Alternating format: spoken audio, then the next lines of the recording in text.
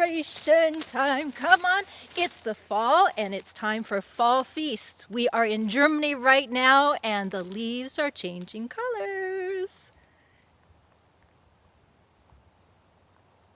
You not only get to see the fall feast time here in Germany, but I have a nice little clip for you to show you just a few days ago when I was in France. Here it is. Welcome to the Champagne area here in France during the fall season, here where the grapes are just getting ripe and almost ready to pick to make more champagne. It's called the Reims area, and I'm excited to share it with you because even during all the fall feasts that we have mentioned in scriptures, it's all about the harvest being plenty and ready to be used, and the animals being prepared in order to have huge feasts during this time. The Feast of Tabernacles depicts the 1,000-year reign of Christ on the earth, where the earth will be healed, humans will be healed, and there will be plenty. It will be a feast time then, just as we have a feast now during the fall festivals. The scriptures I am going to share with you today, I will put a warning sign on because it is no fun to read about kingdoms going from one kingdom to another because people get hurt. Just like in any generation of human history, people get hurt when there's transitions. And these scriptures talk about a transition time and then a period that a king reigns for 1,000 years on the earth that Jehovah puts in place. I welcome all of you right now to go pick up your own Bibles and read with me. We are going to start reading in Zechariah chapter 14. And this is what it says.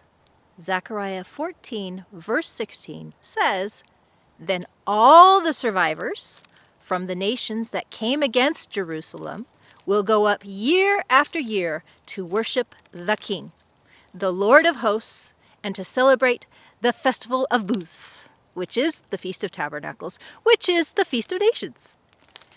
Should any of the families of the earth not go up to Jerusalem to worship the King, the Lord of hosts, rain will not fall on them."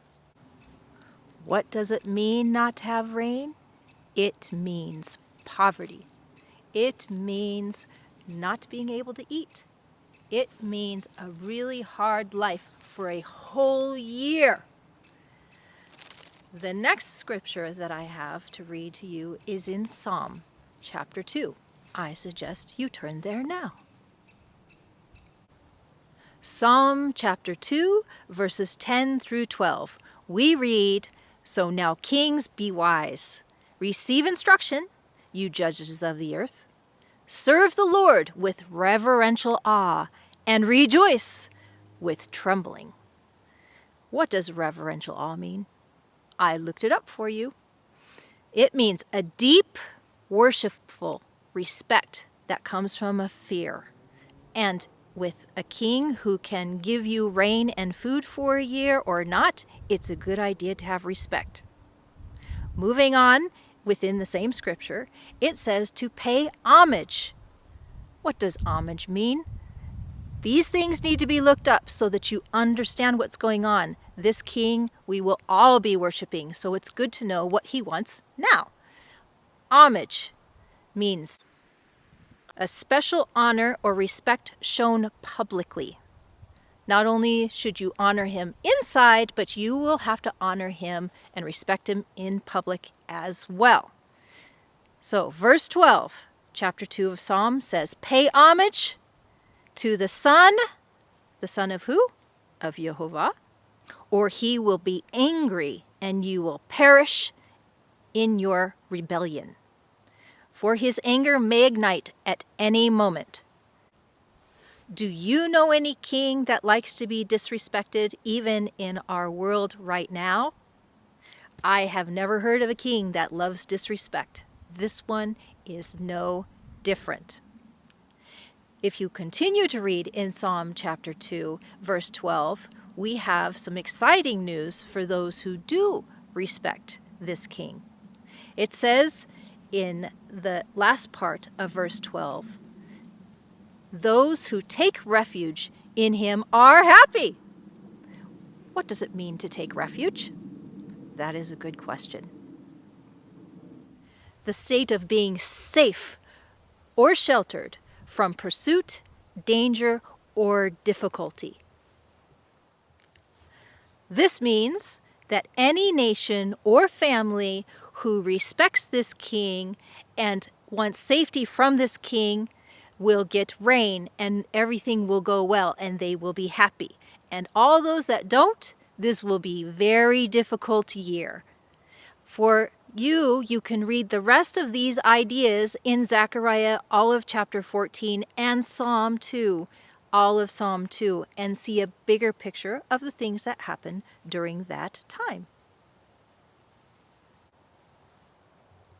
What everyday lesson do I take from all of this? Well, if Jehovah, the God of the Bible, puts this king, his son, on the throne, then I probably want to respect him every single day starting now, since they both live now. That means I want to learn how to find out what he wants and love them with my whole heart, might, and soul, and I know that they want me to love my neighbor as myself. That's what I get out of this. I would love to hear in the comments below what you might get out of this and share them with us, that we might even go deeper in understanding these times and what we can get in our everyday lives. If these videos have blessed you, I welcome you to come and subscribe to this channel and also visit my website, ownedbylove.com. I bless all of you, and I hope you have a wonderful day and wonderful festival seasons from here on out in your life. All festivities. Yay! Mwah!